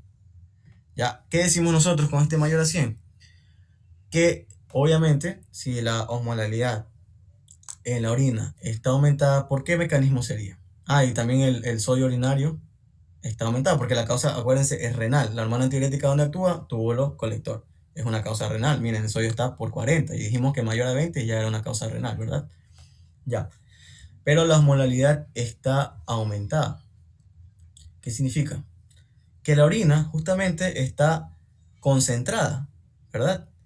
Es decir, no está diluida, es decir, hay muchos solutos, lo que aumenta la osmolalidad de la orina por kilogramos, la osmolalidad aumenta y por lo tanto esto nos confirma que hay demasiada extravasación de agua, es decir, la antidiurética está arrastrando tanta agua que la orina a la final tiene una osmolalidad elevada. Es decir, está toda concentrada porque la hormona antidiurética le quita el agua antes de que se excrete. La orina solo va a tener solutos y por lo tanto va a estar hiperosmolar. ¿Ya? Este sería el paso a paso para diagnosticar si la causa de la hiponatremia es por la secreción inadecuada de la hormona antidiurética. Bueno, esto ya les expliqué. Esto de aquí es qué pasa si reponemos nosotros a un paciente que tiene ya compensado su hiponatremia, como les decía, ya no tiene el edema cerebral, pero tiene compensado, y vamos nosotros y le reponemos de manera rápida esa hiponatremia. Es decir, mandamos demasiado solutos o demasiado carga sódica, cloruro de sodio. Ya, lo que pasa aquí es que el paciente que ya estaba, entre comillas, compensado, nosotros no nos damos cuenta. Y ese paciente al principio, bacán, le corrigió el sodio, súper chévere, el sodio está en valores normales, subió al valor del rango que se esperaba, pero a los 6 o 7 días ese paciente va a tener manifestaciones clínicas neurológicas porque nosotros hicimos desmielinización osmótica. ¿Y en qué se basa este síndrome de desmielinización osmótica? Listo, corregimos de manera abrupta sodio, mandamos demasiado sodio a la arteria, ¿correcto? Justamente para corregir esa hiponatremia, ¿verdad? Pero el cerebro ya estaba entre comillas compensado, es decir, casi normal, se podría decir. ¿Ya? Entonces, ¿qué pasa? Hay demasiado sodio en el capilar, inducimos una hipernatremia abrupta, sale el agua de las células del cerebro, justamente, y va a producir estas células. Acuérdense que compensadas estaban en las células gliales, es decir, en las células gliales como los oligodendrocitos o los astrocitos estaban hinchadas, llenas de agua para compensar ese edema cerebral, ¿verdad? Sale de las células gliales y lo que va a hacer aquí es una cizallamiento, lesión por cizallamiento de las células, es decir, va a romper las células gliales y esto produce que también se dañe las células de unión. En este caso, la barrera hematoencefálica se vuelve permeable, van a entrar células inflamatorias porque hay un mecanismo de lesión tisular, de lesión celular, en este caso las células gliales, y estas células inflamatorias como las citoquinas atacan la vaina de mielina y van a desmielinizar, y eso es malísimo para el paciente, perder la vaina de mielina de sus células neuronales, ¿no? Ya eso ya igual lo hemos visto me imagino yo, en neuroanatomía. Entonces esa es la complicación principal, justamente de corregir el sodio de manera abrupta sin antes saber si ese paciente era crónico o agudo. Ya. Ahora, ¿por qué siempre pasa con mayor incidencia este síndrome de desmielinización osmótica en la mujer? Justamente por el estrógeno, que el estrógeno interviene en la compensación fisiológica, es decir, interviene en la bomba sodio-potasio ATP adaptar, la inhibe, por lo tanto no hay una compensación fisiológica correcta. Entonces en la mujer, por eso es que siempre, bueno, predominantemente pasa en la mujer o pasa en los ancianos. También la ADH, que manda menor perfusión, o una hipoxia porque hay menos ATP. Clínicamente se manifiesta a los 6-7 días, tú parece que ya lo corregiste todo bien, pero empieza con síntomas y está con síndrome de desmielinización osmótica. Ya, para terminar, tratamiento. ¿Qué es lo que se busca al momento de tratar a un paciente con hiponatremia? Se busca llegar a esto, el rango de seguridad, que es de 120 miliequivalentes por litro. Se ha establecido que hasta ese rango, pues un paciente, obviamente 120 todavía estamos en hiponatremia severa, pero para que un paciente pase de 110 a 120 lo hemos ayudado hartísimo, ¿ya? Lo que en un paciente asintomático crónico o un paciente sintomático agudo, el número que ustedes tienen que grabarse siempre es el 12. 12 miliequivalentes por litro es lo que se puede dar en 24 horas. 18 miliequivalentes por litro es lo que se puede dar en 48. Hasta ahí. No es que tú vas a tratar de llegar a 10, a 11, no. Tú ya consigues una mejoría clínica si pudiste reponer de 4 a 6 miliequivalentes por litro. Ya el paciente mejoró. ¿Ok? Si pudiste corregir, eso según la bibliografía, como es aquí, si pudiste corregir de 4 a 6, ya ese paciente ha mejorado bastante. Es decir, si el paciente tenía 115 y lo mandaste a 119, bien. Pero vas a seguir corrigiendo para llegar al rango de seguridad. Y de ahí sigues corrigiendo hasta llegar al rango fisiológico. ¿Verdad? Ese es el objetivo terapéutico. La meta primaria en un paciente que es agudo es que los síntomas desaparezcan. Los síntomas de edema cerebral que ya vimos, convulsiones, que es la principal, desaparezcan. ¿Ya? Y la meta en los crónicos es que no haya ningún síntoma, fatiga, obnubilación, letargia y demás. Listo. Ahora vamos a hacer los ejercicios, ya para terminar. Y los que van a hacer los ejercicios son Verduga, Sánchez,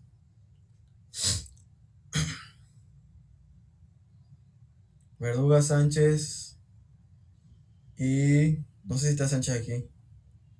Verdaguer. Verduga, Sánchez, Verdaguer y Bravo, Leonela Bravo. Ya, a ustedes se les va a ayudar. Verduga, Sánchez, Verdaguer y Bravo. Sánchez está aquí, Verduga también. Bravo, no sé si estás. Sí, ¿No? sí estoy. Sí. Ya. Verdaguer, no sé si estás. Sí, ya te vi. Ya, visto. La fórmula para administrar nosotros el sodio es esta. La fórmula de Adrogué, que creo que ya ustedes ya la vinieron leyendo. ¿En qué se basa esta fórmula? La infusión de sodio, se hace un cálculo en el litro de la solución salina menos el sodio sérico del paciente sobre el agua corporal total que ya les enseñamos a calcular más 1. Esta es la constante, 1. Correcto. Por ejemplo, ¿cuál es la infusión de sodio? Si estamos hablando de un paciente hipotónico, con hiponatremia, no vamos a administrar una sustancia hipotónica, ¿verdad? Vamos a administrar una sustancia hipertónica. En este caso, cloruro de sodio al 3% es lo que se va a administrar. ¿Ya? ¿Y cuánto es? 513. Solo vamos a reemplazar valores. Este 513 es la infusión que vamos a administrar. Pasa acá. ¿Sí lo ven? 513. Ahora, las características del paciente masculino de 70 kilogramos que llega con un sodio sérico de 113, ¿verdad? Decido llevarlo yo al rango de seguridad, que es 120, por lo tanto, tengo que aumentar 7 miliequivalentes, ¿verdad? Acuérdense que puedo aumentar hasta 12, pero lo que yo quiero conseguir de manera rápida, o Es bueno, llegar al rango de seguridad. es llegar al rango de seguridad, correcto. Entonces, calculo, hago corporal total 0.6 por el peso. ¿Cuánto viene a ser? Si estoy diciendo 0.6 por el peso, estamos hablando 42. 42, correcto. 70 por 0.6, 42, que es el agua corporal total, más 1, 43, perfecto. El sodio de la infusión, que en este caso es hipertónica, 513, menos el sodio sérico con el que me llegó el paciente, 113, si ven que siempre está menos a 115, ese paciente puede haber llegado convulsionando. Bueno, si llega convulsionando es diferente, eso ya es una urgencia, pero este paciente llega con una hiponatremia severa, ¿verdad?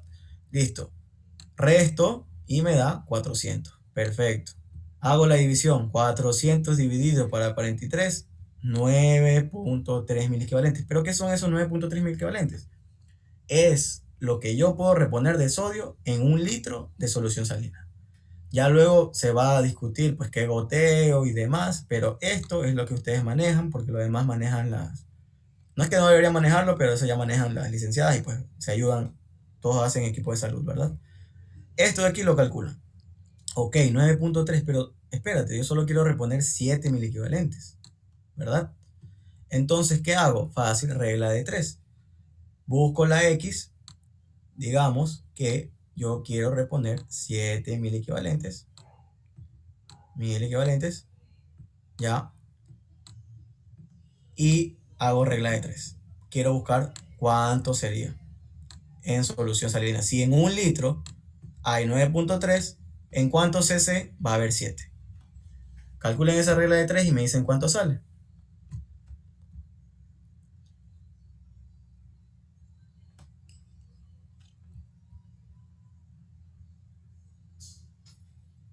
Hola.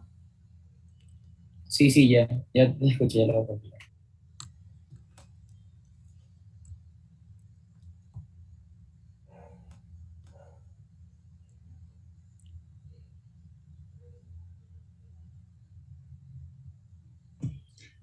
$0.75. Correcto, Sí, 0,75.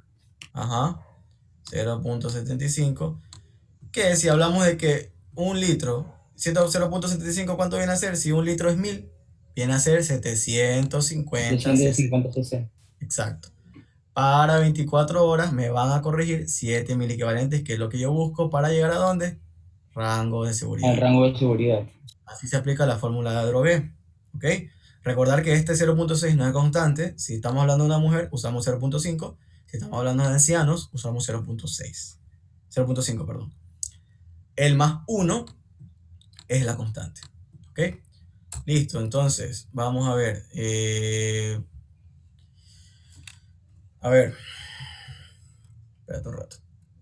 Vamos a hacer que participe en este caso Sánchez, para mejorarte la nota. Sánchez, si estás presente, como sea. Sí, está Sánchez. Hola. Ya, Sánchez, listo. Tu paciente es una femenina de 60 kilogramos que llega con un sodio sérico de 110. Lo primero que te voy a preguntar es, ¿cuánto tienes que aumentarle entonces para llegar a un rango de seguridad? Déjame un rato que vas a compartir para corregir algo. ¿Cuántos años tenía la mujer? Disculpe. No te di edad. Te di que pesa 60 kilogramos. Ah, ya, ok. Llega con un sodio sérico de 110. Perfecto. Eso te dije. Aquí te pongo los datos ahorita porque te había puesto con todo, espérate. Aquí está, ahí la tienes. 60 kilogramos, llega con un sodio sérico de 110. ¿Cuánto tienes que aumentarle para que llegue hasta tu rango de seguridad?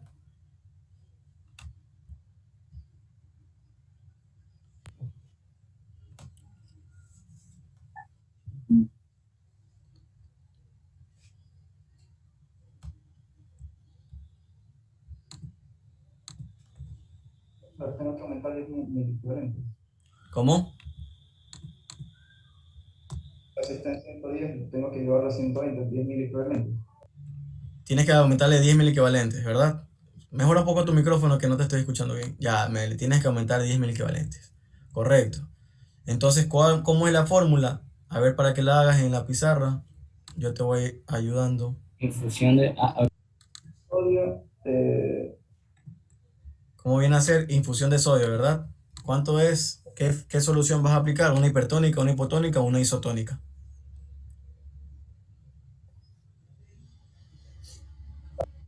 para poder aumentar una hipertónica. Exacto. ¿Y cuántos miliequivalentes de sodio vienen en una solución hipertónica? 513 Listo, miliequivalentes. ponemos entonces 513 menos, ¿qué era este aquí? El sodio de Infusión. Menos 110, que El era sodio de el infusión, correcto. sodio sérico de la El paciente. sodio sérico de la paciente, ¿cuánto es? 110. 110. 110, perfecto. Listo, ahí ya tenemos nuestros valores de sodio. Ya, ¿dónde se fue? 513 menos 110. Listo. Ahora, agua corporal total. ¿Cuánto es? ¿Cuánto pesa la 0.6. paciente? 0.6 es una constante por el peso del paciente, que sería 60 kilogramos. O sea, ¿Cuánto pesa la paciente? 60 por 0.5 más 1, que es el valor de Exacto. estándar. 60 por 0.5, dime cuánto es. ¿Por qué más por 0.5? Porque es femenino. ¿Cuánto? 30. 30. Ya. A ese 30, ¿cuánto le sumas? 1 más 1. Más 1. Entonces, ¿cuánto te sale? 31. Perfecto, más 1. Sí vas entendiendo todos, ¿verdad? Que esto es para todos. Sí. 31, exacto. Ahora acá, haz la resta. El sodio de infusión menos el sodio de la paciente, ¿cuánto te sale? 403. ¿Cuánto? Ya, listo, muy bien, 403. Perfecto. Ahora haz la división. 403, divídelo para... Bueno, se me fue, pero aquí tenemos 403 dividido entonces para 31. Ya todos saben de dónde vienen esos números. ¿Cuánto es? Es igual a 13. 13, ¿verdad? Ya, 13, ¿qué pues? 13 miligramos, 13 ¿qué? Equivalentes. 13 miliequivalentes. 13 miliequivalentes. ¿Qué significa este 13? Que si en tenemos un litro, 13 miliequivalentes en un litro de solución, exacto, en un litro de solución salina al 3%, va a haber, o vamos a reponer nosotros, 13 miliequivalentes por litro. ¿Ya?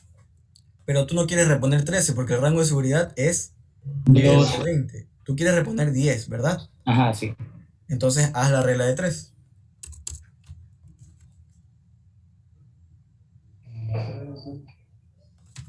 ¿Cómo era la regla de 3? Buscamos la X, que es esta de aquí, y queremos reponer 10 10. Ajá, sí. miliequivalentes Miliequivalentes litros.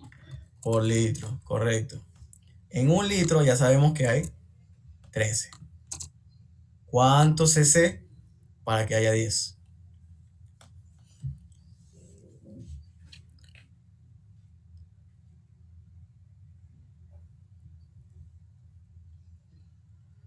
¿Tienen?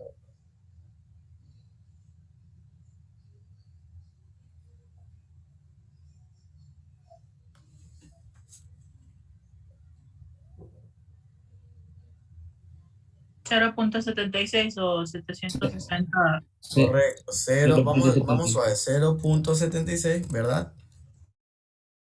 Que corresponde a 760 miliequivalentes. 760 miliequivalentes. cc de Ay, solución. perdón, sí, cc de solución. al 3% en 24 horas es lo que yo voy a administrar para corregir 10 mil equivalentes y llegar al rango de seguridad, 120 mil equivalentes por litro. ¿Sí queda claro? Sí. Ya. Entonces ahí vamos a ver el ejercicio. Y el ejercicio justamente es como lo mencionado. 700 cc para 24 horas. Me corrigen 10.000 equivalentes y yo llego a un rango de seguridad. No es que voy a dejar al paciente ahí, no, voy a llegar hasta rangos fisiológicos, pero ya con esto es una mejoría notable. Recordar cuánto puedo corregir máximo en 24 horas, 12. Entonces, no le iba a meter estos 13. O sea, no le iba a meter ese litro, no. Le voy a corregir 10. En mi máximo es 12, pero yo quiero llegar a 10. Ahora, si le corregí 4 o le corregí 6, como dice la literatura, igual lo estoy ayudando. Pero mi objetivo, mi target, va a ser 700 cc para corregirle 10. ¿Ya? Listo. Ahora, ¿qué pasa si es urgencia? Ya para terminar y ver ganar Ecuador. Cuando hay urgencia, por lo general, la hiponatremia es aguda. ¿Ya? Porque la urgencia es por mecanismos de edema cerebral, que va a llegar el paciente convulsionando, o va a llegar con paro cardiorrespiratorio, o va a llegar con depresión respiratoria demasiado acentuada, que el paciente necesita, pues, primero soporte vital, ¿no? Y después corregir sodio, ¿ya?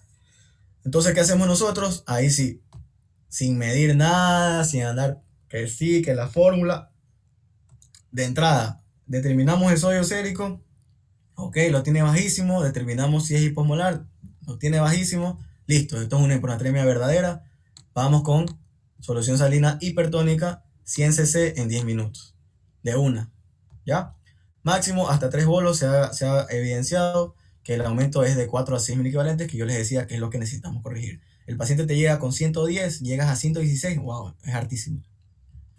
¿Esto qué va a hacer? Bueno, ¿cuándo se suspende? Cuando ya hay mejoría de síntomas, deja de convulsionar, deja de estar letárgico, ya empieza a hablar, ya no está confundido y demás. Y cuando hayas llegado al rango de seguridad. Una vez que llega al rango de seguridad, listo, puedes pasar a la fórmula de Adrogué. Pero antes de eso, no te vas a poner a hacer fórmulas, nada de eso, porque ese paciente incluso te va a morir ahí mismo y tú tienes que mandarles de una 100 cc en 10 minutos. ¿Ya? Ya, a ver. Último ejercicio. Sánchez, ¿verdad? No has participado para que no te vaya a 1.5. Estoy ayudando. ¿Verdad, Sánchez? Sánchez, ya participaste. Ahí te pongo. Miren, los que tienen baja nota por participar hoy, les va a ir 7. Ya se les mejora esa nota para que no le vaya tan feo. Entonces, ¿verdad? Gánate tu 7.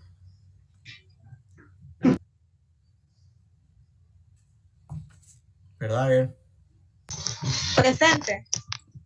¿Vas a participar? Sí. Ya, ¿verdad? A ver. Calcula ahí. El paciente llegó con 80, es un masculino de 80 kilogramos, llegó con el sodio de 115. Esto, a la emergencia, ya estaba el paciente convulsionando, por lo que, ¿qué se hizo? Se hizo esto, en la emergencia. Pero listo, llegaste a un sodio de 118, es decir, le aumentaste 3. Bueno, ya estás llegando al rango de seguridad, ya el paciente no tiene síntomas. Acuérdense que cuando la mejoría de síntomas también los puede suspender, una de dos. Listo, el paciente no tiene síntomas, ¿qué vas a hacer? Vas a empezar a hacer la fórmula. Ahora, yo quiero llevar a ese paciente a 123, es decir, pasar un poco el rango de seguridad. ¿Cómo lo haces? ¿Verdad? Es decir, vas a aumentar 8 mil equivalentes en total, ¿verdad? Sí. Ya. ¿Cómo lo haces? Ya, haría los mismos pasos como hicimos en el ejercicio anterior, que sería los 110 menos... A ver, ¿cuál es la fórmula?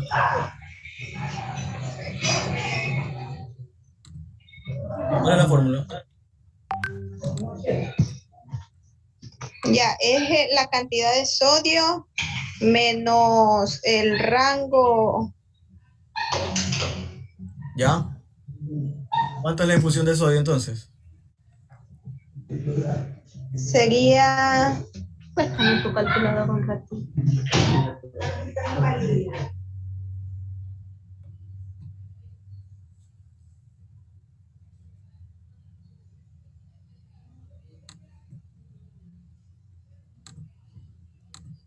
Mientras más rápido va Verdaguer, más rápido se acaba la clase.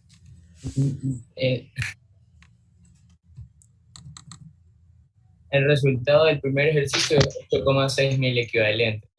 Porque Déjala hacer a tu compañera, porque si no, no tiene el punto. sería 398. ¿Qué cosa? La resta, ¿no? Pero explícame, pues, ¿qué estás restando? Los 115 del sodio con 513. A ver, 115 fue el inicial, tú lo corregiste, ya lo corregiste. ¿Cuánto tiene en el sérico actual? 118, ¿por qué dice 115 entonces? Ya está corregido, es decir, 118.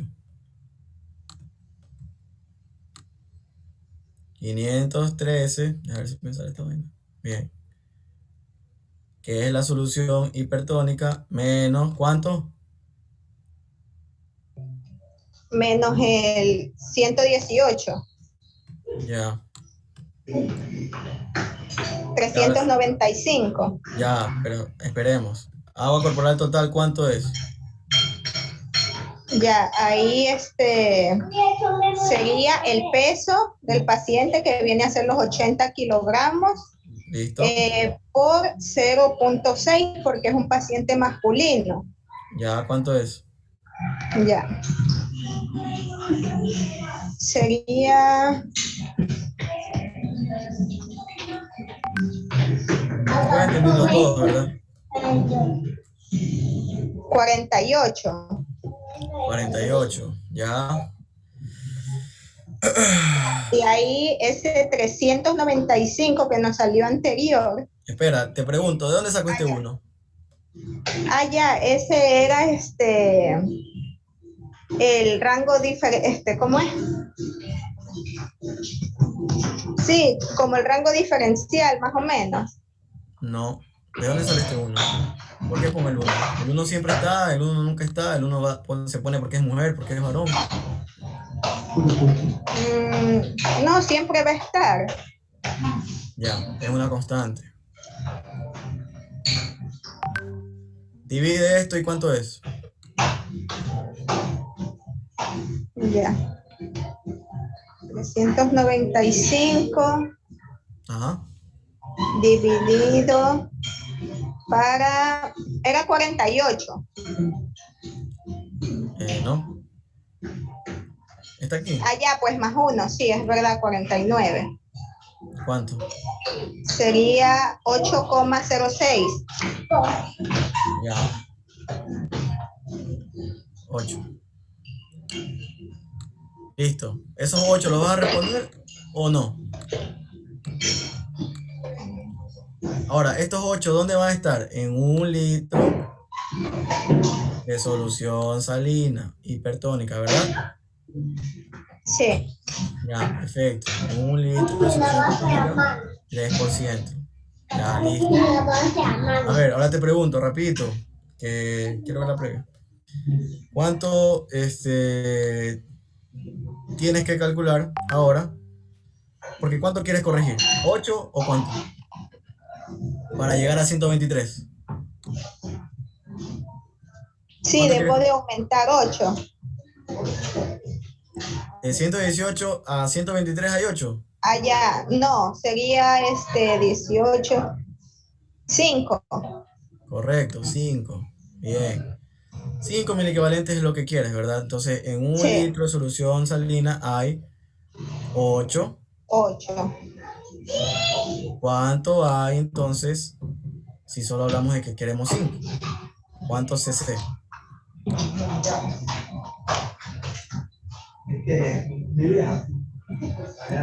Cuéntame. Sería 1.6. ¿Cuánto? 1.6. ¿Cómo va a ser más que 1 si, No, si se No supone que sería- en un litro hay 8? ¿Ya? ¿Cómo va a ser más que 1? Le estás dando más.